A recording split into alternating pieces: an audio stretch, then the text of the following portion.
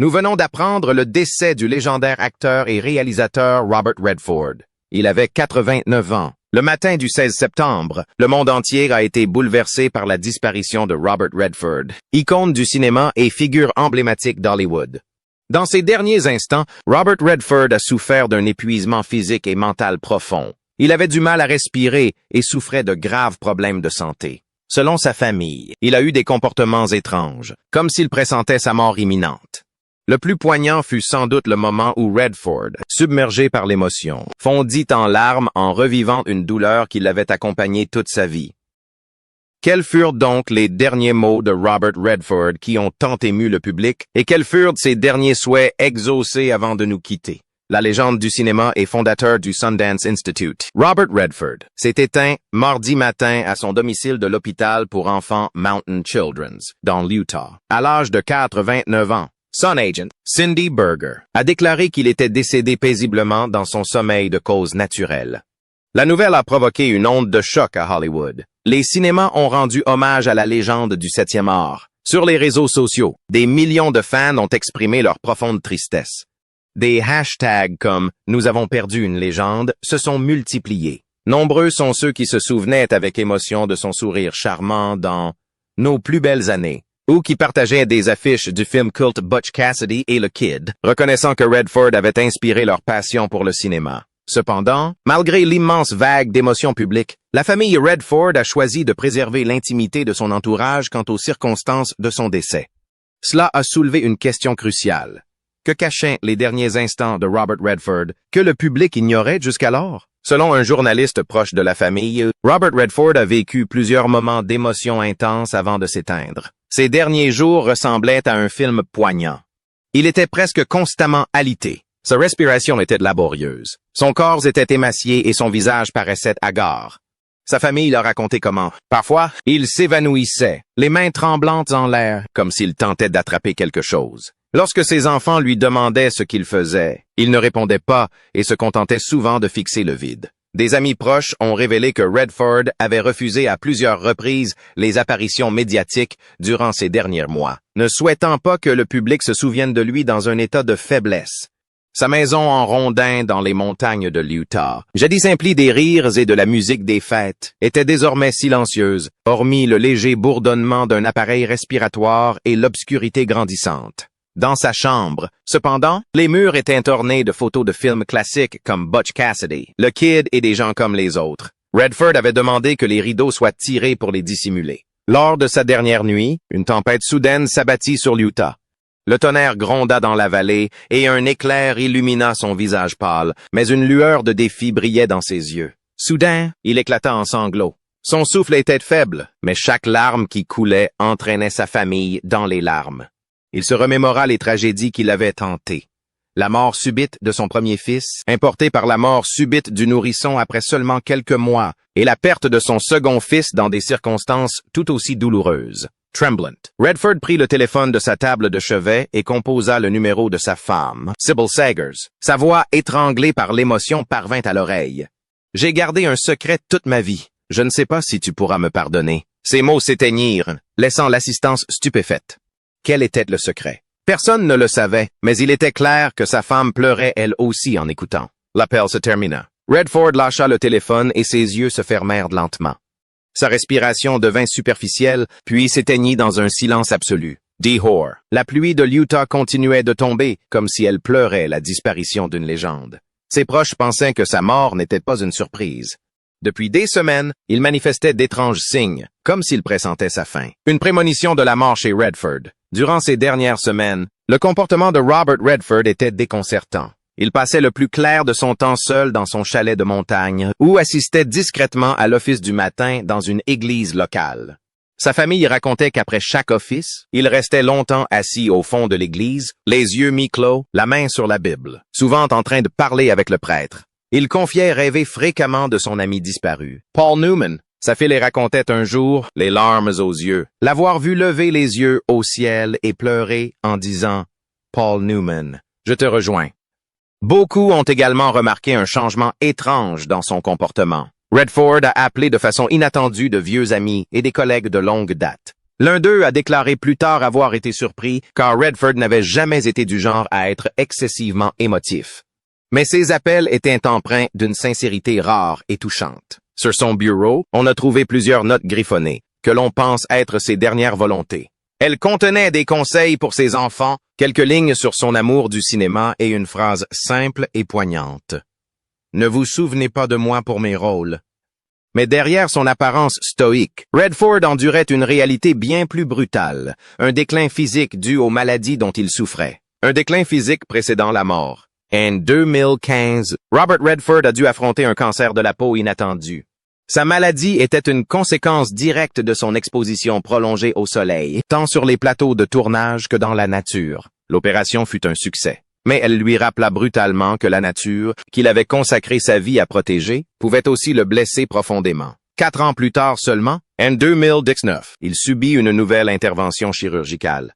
Cette fois, il ne s'agissait pas d'un cancer, mais de remplacer une articulation du genou usée par des décennies de tournage de scènes d'équitation et de randonnée. L'opération avait suscité l'espoir, mais la réalité fut bien plus brutale. La plaie ne guérit jamais complètement, lui laissant une boiterie permanente, visible même sur le tapis rouge.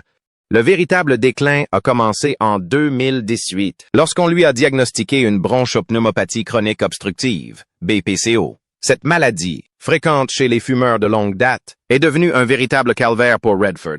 Pendant 7 ans, il a vécu avec un appareil d'oxygénothérapie à domicile, et son nébuliseur est devenu son compagnon quotidien.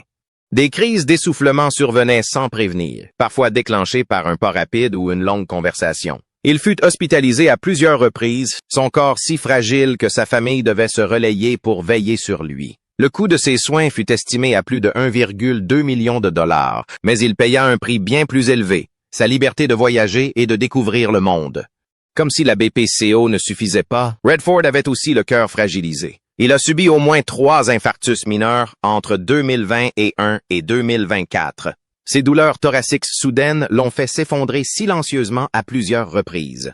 Les médecins lui avaient recommandé la pose d'un stent, mais Redford a catégoriquement refusé, ne souhaitant pas que son corps devienne dépendant d'une nouvelle intervention chirurgicale. Il a choisi de supporter la maladie en s'appuyant sur les médicaments et la kinésithérapie. À partir de fin 2023, son état de santé s'est dégradé rapidement. En un peu plus d'1 an, il a perdu près de 15 kilos. Ses muscles se sont atrophiés et ses jambes, qui jadis foulaient fièrement le tapis rouge, tremblaient désormais tellement qu'il avait besoin d'une infirmière pour l'aider. Début 2025, il était presque entièrement confiné à son domicile dans un fauteuil roulant. Son chalet dans les montagnes de l'Utah, jadis empli des rires de ses amis et collègues, résonnait désormais des bruits des appareils médicaux, des pas des infirmières et de la respiration haletante de Redford. Les frais médicaux pour cette période, incluant la kinésithérapie et les soins à domicile, s'élevèrent à 2,5 millions de dollars. Mais ce qui peinait ses proches n'était pas le montant, mais le spectacle d'un Redford amaigri, immobile dans son fauteuil roulant, dont seuls les yeux laissaient transparaître une lueur de vie lorsqu'il évoquait le cinéma et la nature. La dernière fois qu'il est apparu en public, c'était au Festival du film de Sundance 2024. Il est entré lentement, d'une démarche hésitante, esquissant un sourire forcé. Toute la salle lui a offert une ovation debout, ignorant que ce serait sa dernière apparition publique. Mais la tragédie de ces dernières années n'était que le dernier chapitre d'un film où, dès le début, il avait flirté à maintes reprises avec la frontière entre la vie et la mort. En réalité, tout au long de sa vie, Redford avait frôlé la mort plus d'une fois. Tout au long de ses presque 9 décennies d'existence, Robert Redford a frôlé la mort à de multiples reprises. Il semblait marcher sur un fil entre la vie et la mort, et chaque fois qu'il y échappait, il vivait plus intensément, se consacrant corps et âme au cinéma et à la nature. Dans les années 1950, jeune homme exubérant, Redford était souvent en proie à l'alcool. Un jour, il s'est jeté à la mer au Mexique et a failli se noyer. Ses amis l'ont repêché, le visage bleu, le regard vide. Un homme dont la carrière aurait dû être retardée, et Hollywood n'aurait peut-être jamais connu le nom de Robert Redford. En 1970, lors du tournage d'une scène à cheval, Redford chute de sa monture. Le bruit sinistre des eaux brisées terrifia l'équipe, qui craignit qu'il ne se relève jamais. Mais pour Redford, ce n'était qu'un accident de tournage, et il retourna sur le plateau quelques mois plus tard, arborant une nouvelle cicatrice et un nouveau défi au destin. Même lors de ses randonnées et expéditions en montagne, il s'est un jour perdu dans une tempête de neige et sa température corporelle a chuté dangereusement. Un ami se souvient, « On pensait que Bob allait mourir de froid en montagne, mais il a simplement ri et dit, « Si c'est la fin, au moins je mourrai dans un endroit que j'aime. » Ces expériences de mort imminente ont forgé un Redford farouche et indomptable. Il a insufflé à ses films toutes ses expériences de vie, y compris ses rencontres avec la mort. C'est de ces expériences qu'il a choisi de défendre la protection de la nature, comme une manière de rendre à la vie ce qu'elle lui a apporté. C'est grâce à ces expériences qu'il a quitté ce monde, non seulement avec des rôles inoubliables, mais aussi avec un héritage spirituel qui force le respect. L'héritage de Robert Redford. Robert Redford, dont le nom est devenu un symbole intemporel du cinéma américain, a conclu sa carrière de près de 9 décennies sur une note sobre mais émouvante. Il était bien plus qu'une simple star. Il a marqué l'histoire d'Hollywood, de son charisme d'acteur principal à son talent de réalisateur oscarisé, en passant par son rôle de fondateur du Festival de Sundance, véritable incubateur international du cinéma indépendant. La disparition de Redford sonne comme le rideau final d'un film qui s'étend sur 6 décennies, un film dont le public retient son souffle, partagé entre le deuil et la nostalgie de chaque instant passé à l'écran. S'il fallait choisir un visage emblématique d'Hollywood des années 1960, 1970. Robert Redford figurerait sans aucun doute parmi les pionniers. Il est entré dans la légende avec Butch Cassidy et le Kid 1960, un film qui a non seulement transformé sa carrière, mais aussi posé les fondements de son amitié historique avec Paul Newman. Ce duo, l'un charmant, l'autre viril, a formé l'un des couples les plus appréciés du cinéma. Puis vint Larnac, 1973. Qui remporta l'Oscar du meilleur film et où Redford devint une icône du charme naturel et décontracté, prouvant qu'il était non seulement beau, mais aussi un acteur magistral. Nos plus belles années, 1973, révéla une autre facette de son talent, celle d'un amant romantique et sensible, offrant aux spectateurs l'une des histoires d'amour les plus déchirantes du cinéma. Dans Les Hommes du Président 1906, Redford incarnait le journaliste Bob Woodward au cœur du scandale du Watergate. Bien plus qu'un simple rôle, c'était une affirmation de son talent. Redford pouvait non seulement conquérir le public, mais aussi défendre la vérité et la responsabilité sociale du cinéma. Avec plus de 70 films à son actif, Redford a prouvé qu'il était l'un des rares acteurs capables de faire de chaque personnage une figure marquante de l'histoire du cinéma. Il ne se contentait pas de jouer, il incarnait ses personnages. Et c'est pourquoi, même un demi-siècle plus tard, le public se souvient de son regard, de son sourire et des subtiles failles dans les âmes qu'il donnait à l'écran. Mais Redford ne voulait pas se limiter à un joli visage à Hollywood. Il s'est lancé dans la réalisation et a immédiatement marqué les esprits avec Des gens comme les autres. 1980.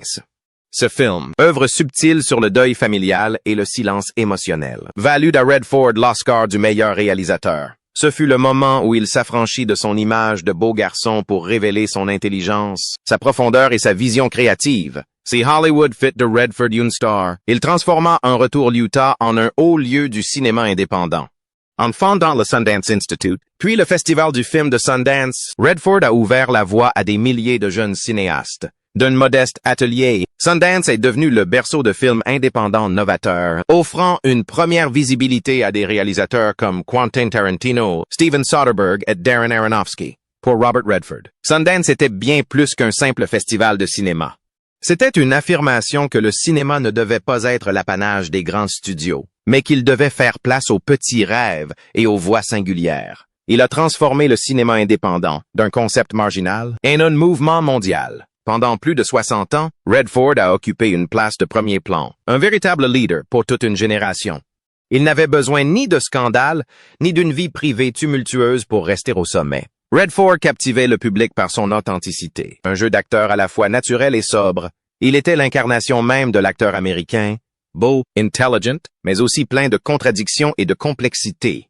Un homme capable d'incarner tour à tour un cowboy rebelle, un journaliste sérieux, un amant passionné et un braqueur de banque vieillissant dans The Old Man and the Gun, 2018. Même à un âge avancé, Redford a su surprendre ses fans. Son apparition inattendue dans le blockbuster Avengers Endgame, 2019, était loin d'être anecdotique. C'était un dernier clin d'œil au public, un adieu subtil et gracieux d'une légende. Un moment qui a ému aux larmes les fans, conscients que la présence de Redford, même fugace à l'écran, suffisait à plonger une salle entière dans le silence. Au-delà des plateaux, Redford a consacré sa vie à des idéaux qui transcendaient le cinéma. Il était l'une des rares stars hollywoodiennes à s'engager profondément dans des causes sociales, notamment la protection de l'environnement. Il a transformé ses terres dans l'Utah en un centre de conservation de la nature et a lancé d'innombrables campagnes pour protéger les forêts, l'eau et le climat. Redford a dit un jour, « Le cinéma me donne une voix et la nature me donne une raison de l'utiliser. » En effet, quand on se souvient de Redford, on ne se souvient pas seulement d'un acteur charmant, mais aussi d'un infatigable défenseur de la préservation de la planète. Sa disparition laisse un vide immense, non seulement dans le monde du cinéma, mais aussi une profonde blessure dans le cœur de sa famille. Son épouse, l'artiste Sybil Zaggers, a confié qu'après la mort de Redford, le silence était tel dans le chalet des montagnes de l'Utah qu'on pouvait entendre le vent grincer contre les fenêtres. Ses enfants, qui ont grandi dans l'ombre de leur père, mais ont aussi été témoins de ces dernières années de souffrance, ont avoué avec douleur, « C'est difficile à accepter, car papa a toujours été si fort. Il a toujours été notre pilier. Maintenant, chaque repas, chaque pièce me paraît vide sans lui. » Ses amis n'ont pu retenir leurs larmes. Certains de ses anciens collègues espéraient encore le voir sortir, sourire et commencer à raconter une autre histoire. Sa mort, plus qu'une perte personnelle, marque la fin d'une page de l'histoire du cinéma. Mais l'héritage qu'il a laissé derrière lui, plus de 70 films, un Oscar, le Festival de Sundance et la préservation des forêts, perdurent comme une flamme éternelle qui illumine l'avenir. Robert Redford a vécu une vie où chaque instant était lié au cinéma et à la nature. Il était le plus bel acteur de sa génération, un réalisateur oscarisé, le fondateur de Sundance et un père qui portait ses propres blessures. Une vie, une carrière, une légende s'est éteinte, mais la lumière et l'amour qu'il a laissé derrière lui demeurent dans le cœur de sa famille, la mémoire de ses fans et dans l'histoire du cinéma mondial. Nombreux sont ceux qui n'ont pu retenir leurs larmes en revoyant Les Hommes du Président après l'annonce de sa disparition. Un tweet partagé des dizaines de milliers de fois disait « Il n'était pas qu'un acteur, il était la voix de la vérité, et cette voix ne sera jamais réduite au silence. » Ses collègues ont également exprimé leur chagrin. Jane Fonda l'a décrit comme un homme de cœur et d'intelligence, l'un des plus grands partenaires à l'écran qu'elle ait jamais eu. Meryl Streep a confié « Robert a prouvé que la beauté ne se résume pas à l'apparence, mais réside aussi dans la façon dont une personne ose vivre en accord avec elle-même et se battre pour ses convictions. » De jeunes cinéastes ayant fait leur premier pas à Sundance ont également exprimé leur gratitude. Un réalisateur indépendant a écrit « Sans Sundance, je n'aurais probablement jamais réalisé de film. Redford m'a donné la conviction que les rêves des anonymes méritent eux aussi d'être racontés. » Ces réactions du public, de ses collègues et des nouvelles générations de réalisateurs se sont fondues en un vibrant hommage. Redford a tiré sa révérence, mais son image restera à jamais gravée dans l'histoire du cinéma et dans le cœur de millions de personnes touchées par son univers à travers le grand écran. Si vous avez le sentiment qu'une part de vérité n'a jamais été révélée, rassurez-vous, ce n'est pas une illusion. Ce que le public a vu n'était qu'une surface polie. En dessous se cache une base froide et fracturée, dissimulant d'innombrables choses jamais révélées. Après les applaudissements tonitruants et les lumières éclatantes de la scène, un monde parallèle existe toujours, un monde sombre et chaotique, peuplé de fragments que le public n'a jamais été autorisé à voir. Une légende ne se forge pas uniquement sur la gloire et le glamour, elle est aussi sculptée par des cicatrices profondes et des combats silencieux que seul l'intéressé peut endurer. Ses secrets semblent avoir été enfouis par le temps, recouverts de poussière et oubliés. Mais une simple fissure, une phrase anodine, peut tout faire exploser, déchirant le voile scintillant que tous croyaient être la vérité. Et tandis que ce voile se met à trembler, une question glaçante se pose. Tout ce que nous avons vu n'était-il qu'une habile mise en scène? La vérité n'a-t-elle jamais vraiment existé, n'étant qu'une illusion orchestrée pour dissimuler une obscurité bien plus profonde?